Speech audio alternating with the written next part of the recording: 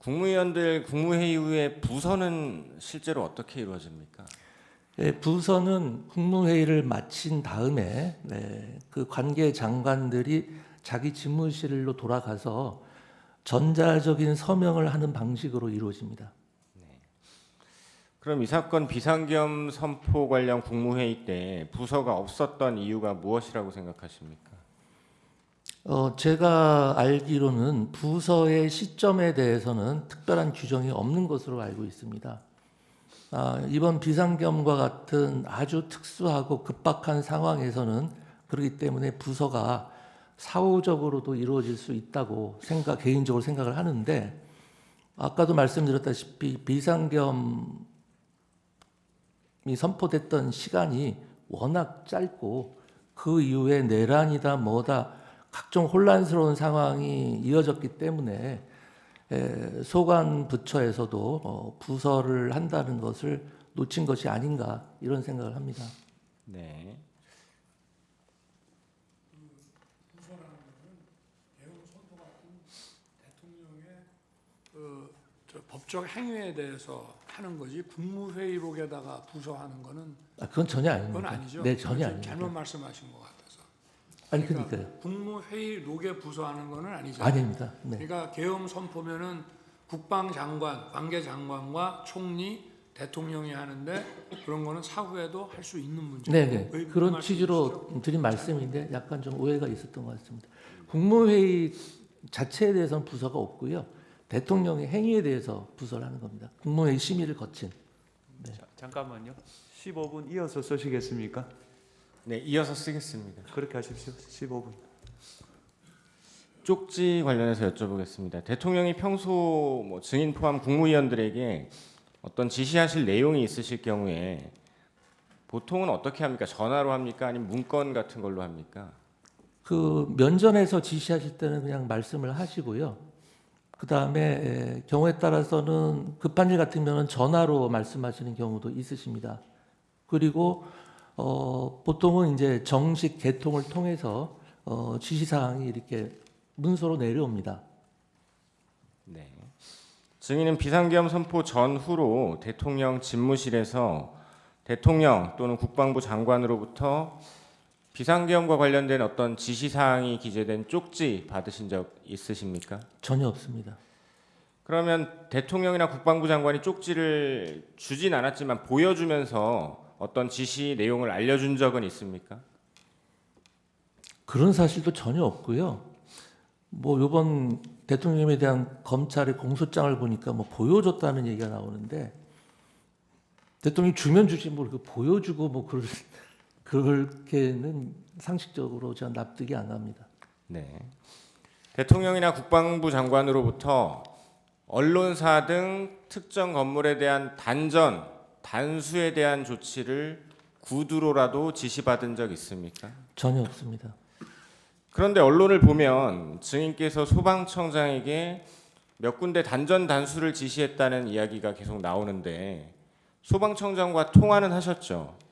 통화했습니다. 왜 통화하신 거고 어떤 이야기 했는지 말씀해 주실 수 있습니까? 조금 설명이 필요한데요. 제가 대통령실에서 종이 쪽지 몇 개를 좀 멀리서 이렇게 본 게 있습니다. 그런데 그 쪽지 중에는 소방청 단수 이런 내용이 적혀져 있었습니다. 그때가 언제였냐면은 제가 대통령님께 이제 그 국무위원들의 분위기, 국무위원들이 생각하는 거 그런 만류하러 들어간 자리에서 짧게 한 1, 2분 머물 때 잠깐 얼핏 보게 된 건데요. 그리고 나서 이제 비상계엄이 선포가 되고 제가 이제 광화문으로 돌아가는 제 차 안에서 그 쪽지 본 게 생각이 났습니다.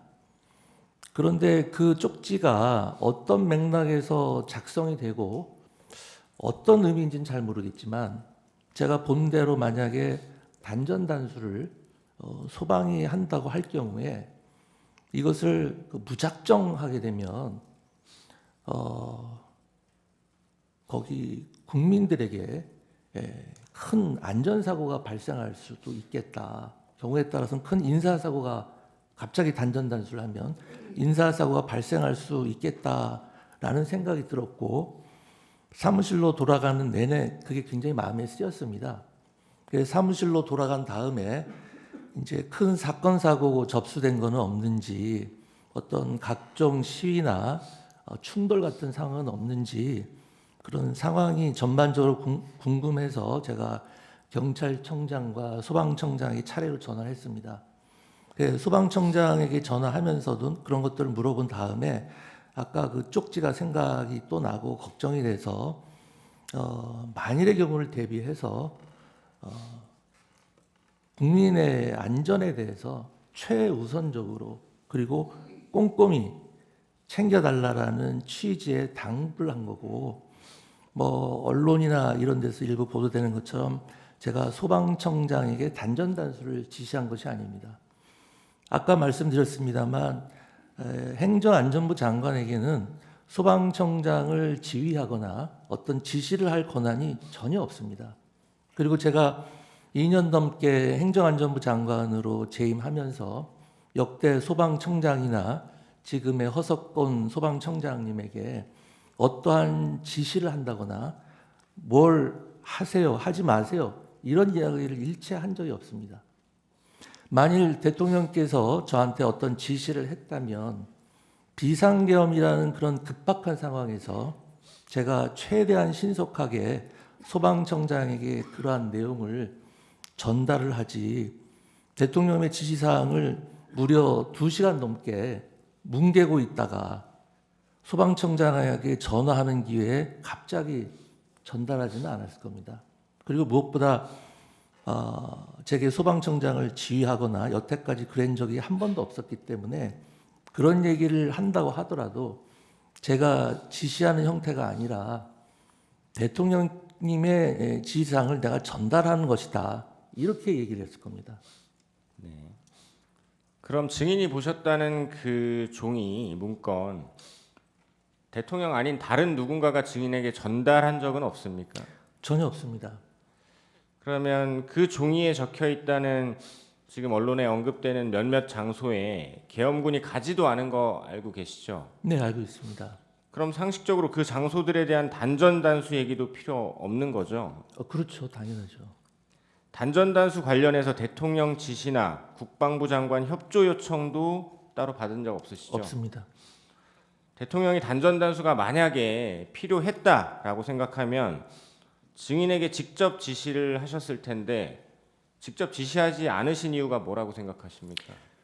가장 근본적인 이유는 이번 비상계엄에서 그러한 조치는 아예 배제됐기 때문에 지시를 할 이유가 없었다고 생각을 하고요. 이태원 참사 이후에 헌재 결정문에도 나와 있지만은 행안부 장관에게 경찰이나 소방에 대한 지시 권한이 없다는 것은 다 알려진 상황이었고 대통령께서 누구보다도 그 점을 잘 알고 계시기 때문에 저한테 그런 유형의 지시를 내릴 일이 없었을 겁니다.